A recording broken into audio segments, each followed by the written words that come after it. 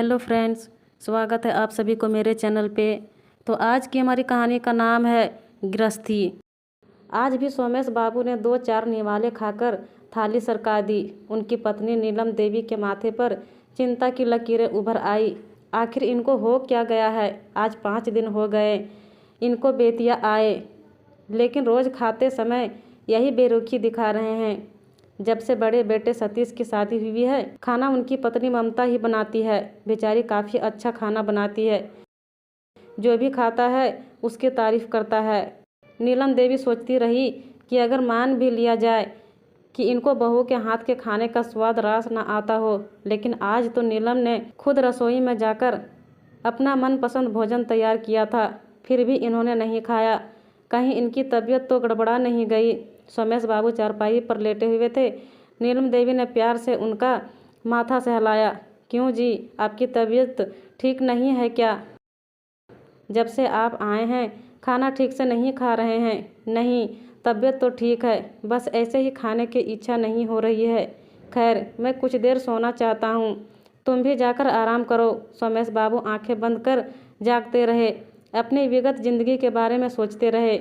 आज से 35 साल पहले उनकी नियुक्ति रेलवे में बुकिंग क्लर्क के पद पर मुजफ्फरपुर में हुई थी। उसी समय उनकी नई नई शादी भी हुई थी। बेतिया में उनका पुश्तैनी मकान था और वे अपने माता पिता की इकलौती संतान थे। मजबूरी में सोमेश बाबू को मुजफ्फरपुर में रेलवे क्वार्टर में अकेला रहना पड़ता था, क्योंकि उनके माता पिता अपना घर छोड़कर नहीं जाना चाहते थे। बेचारी नई नवेली उनकी पत्नी को लोक लाज के कारण सास ससुर की सेवा के लिए उनके साथ ही रहना पड़ता था। तब आज का ज़माना तो था नहीं कि आज शादी हुई और कल माता पिता की मर्जी की परवाह किए बिना ही लड़का अपनी पत्नी को साथ लेकर चला जाए। शुरू में सोमेश बाबू को अकेलापन काटने को दौड़ता। जब ड्यूटी से थके हारे क्वार्टर में आते तो मन में एक हुक सी उठती, काश मेरी पत्नी मेरे साथ रह पाती, मेरे लिए चाय नाश्ता बनाकर रखती, मुस्कुराकर स्वागत करती। लेकिन मन की इच्छा मन में ही दबकर रह जाती थी। शुरू में वे जल्दी जल्दी घर जाते थे। धीरे धीरे समय बीतता रहा। नीलम देवी को 2 लड़के और 1 लड़की हुई। माता पिता तो अपनी उम्र पूरी कर बारी बारी से दुनिया से चले गए, लेकिन अब बच्चों की पढ़ाई की समस्या मुंह फाड़कर खड़ी हो गई। घर को तो किराए पर देकर भी जाया जा सकता था, लेकिन सोमेश बाबू का हर 2-3 साल पर स्थानांतरण होता रहता था। ऐसे में 3 बच्चों की पढ़ाई सुचारू रूप से नहीं चल पाती। इसलिए मजबूरी में नीलम देवी बेतिया में ही रहकर बच्चों को पढ़ाती रही। समय के साथ सोमेश बाबू ने परिस्थितियों से समझौता कर लिया। अब उन्हें अकेला रहना नहीं खलता था। ड्यूटी से वापस आकर अपने लिए वे स्पेशल कड़क चाय का प्याला तैयार करते और इत्मीनान से अखबार के साथ चाय की चुस्की लेते। फिर थैला लेकर बाजार निकल जाते। चुन चुन कर ताज़ी सब्जियां लाते, उन्हें साफ करते, बड़े मनोयोग से खाना तैयार करते और खा पीकर संतुष्टि की नींद सो जाते। धीरे धीरे उन्होंने गृहस्थी का पूरा साजो सामान इकट्ठा कर लिया था। सोमेश बाबू खाना बहुत लाजवाब बनाते थे। चिकन और मटन तो इतना अच्छा बनाते कि उनके मित्रों की लार टपक पड़ती। उनके एक मित्र थे राकेश सहाय। वे बेचारे 1 गिलास पानी भी खुद से लेकर नहीं पीते थे, इसलिए दोनों बच्चों को हॉस्टल में डाल दिया था और पत्नी को हमेशा साथ ही रखते थे। उन्हें सोमेश बाबू को यूं स्त्रियों की भांति गृहस्थी चलाते देख काफ़ी आश्चर्य होता था। अक्सर मजाक में पूछ बैठते, यार सोम, तुम ऐसे औरतों वाले काम इतनी आसानी से कैसे कर लेते हो? तुम्हें बोरियत नहीं होती क्या? सोमेश बाबू हंसकर कहते, सच पूछो तो मुझे बड़ा मज़ा आता है अपनी इच्छा अनुकूल भोजन बनाकर खाने से। जो परम संतुष्टि मिलती है उसे तुम नहीं समझोगे। अब तो सोमेश बाबू को अपने हाथ से बनाए भोजन की ऐसी आदत पड़ गई थी कि छुट्टियों में घर जाने पर पत्नी और बेटी का हाथ का बना खाना बेस्वाद लगता था। लेकिन 2-4 दिनों की बात है, सोचकर किसी तरह काम चला लेते। जब से बच्चे बड़े हो गए थे, कभी कभार नीलम देवी छुट्टियों में उनके पास आकर रहना चाहती तो उनके रवैये से जल्दी ही उकता कर चली जाती। शुरू में तो बेचारी ने बड़े चाव से पति की गृहस्थी को संवारना चाहा, लेकिन जैसे ही वह कोई काम करना चाहती, सोमेश बाबू लपक कर पहुँच जाते और पत्नी पर नौछावर होने लगते। तुम यहाँ तो आराम कर लो, वहाँ तो दिन भर खटती रहती हो, कम से कम बंदे को यहाँ तो अपनी सेवा का मौका दो। नाटकीय अंदाज में हंसकर सोमेश बाबू पत्नी के हाथ का काम छीनकर खुद करने लगते। बेचारी लाचारी से अपने पति को काम करते देखती रहती। एक भारतीय संस्कारों में पली औरत के लिए यह कितने शर्म की बात है कि वह भली चंगी बैठी रहे और उसका पति गृहस्थी के काम करे। यहाँ तक कि सोमेश बाबू उनका खाना तक परोस देते। तंग आकर पत्नी ने उनके पास आना ही बंद कर दिया। इसी बीच बिटिया की शादी कर दी और फिर जैसे ही बड़े बेटे सतीश की नौकरी बैंक में लगी, उसकी भी शादी कर दी। छोटा बेटा नितेश मेडिकल के अंतिम वर्ष की पढ़ाई कर रहा था। अब सोमेश बाबू के रिटायरमेंट में 2 साल और बचे थे। आजकल वे गोरखपुर में बड़े बाबू के पद पर कार्यरत थे।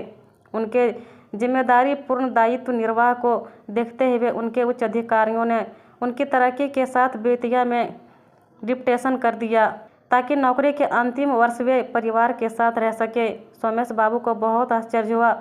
उन्होंने तो इसके लिए कभी कोई सिफारिश नहीं की थी। बेचारे बड़े कशमकश में थे।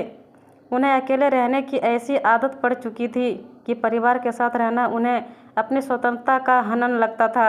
लेकिन अगर इनकार कर देते तो लोगों को आश्चर्य होता कि लोग परिवार के साथ रहने के लिए क्या क्या तिगड़म नहीं भिड़ाते और वो कैसे आदमी हैं जो ऐसा मौका गंवा रहे हैं। लिहाजा उन्होंने बड़े बेमन से बेतिया रेलवे स्टेशन का कार्यभार संभाल लिया। लेकिन आज 5 दिन हो गए उन्हें घर आए और जब से आए थे भरपेट खा नहीं सके थे। बेचारे अपने मनस्थिति का बयान भी किसी से नहीं कर सकते थे। अगर बात सिर्फ पत्नी की होती तो वे किसी बहाने उसे दरकिनार कर रसोई खुद संभाल सकते थे, लेकिन सवाल तो बहू का था। उसके रहते यह कभी संभव ना था। बेटे की पोस्टिंग इसी जगह थी, इसलिए बेटे बहू को यहीं रहना था। उन्हें रह रहकर अपनी स्वच्छंद जीवनचर्या याद आ रही थी, जहाँ वे अपने ढंग से जीते थे। उठिए ना, चाय पी लीजिए। पत्नी की आवाज़ से उनकी विचारधारा टूटी। आंखें खोलकर चाय का कप थाम लिया। अपनी बनाई स्पेशल चाय के सामने तो यह चाय बिल्कुल बेकार लगी। सोमेश बाबू घबरा गए। बाप रे, 2 साल में तो मैं घुट घुट कर मर जाऊंगा। मन के किसी कोने से आवाज़ आई, रिटायरमेंट के बाद क्या करोगे? इसका भी हल उन्होंने निकाल लिया। रिटायरमेंट के बाद मिले पैसों से गोरखपुर में ही कोई छोटा सा घर बना बनाया खरीद लूँगा कि मेरे स्वास्थ्य के लिए यही जगह अनुकूल है और उसमें अकेले पत्नी के साथ रहूँगा। पत्नी से उतनी प्रॉब्लम थोड़ी ही होगी जितनी बेटा बहू और पूरे परिवार के बीच रहने पर है।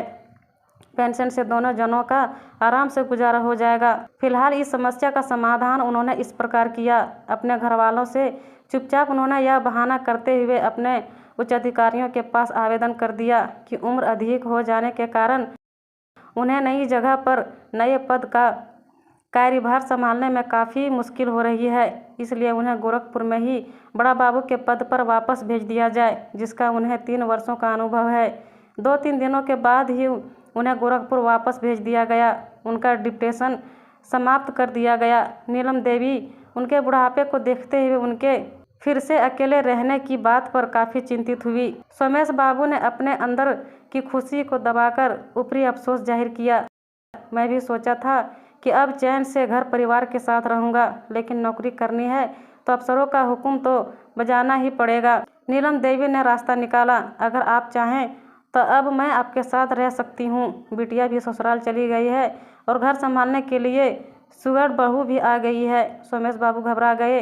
अरे नहीं नहीं, तुम इतनी चिंता क्यों करती हो? तुमने तो अपनी सारी जिंदगी घर गृहस्थी और बच्चों में खपा दी। अब तुम्हें आराम की ज़रूरत है। तुम कुछ दिन चैन से बहू की सेवा का आनंद उठाओ।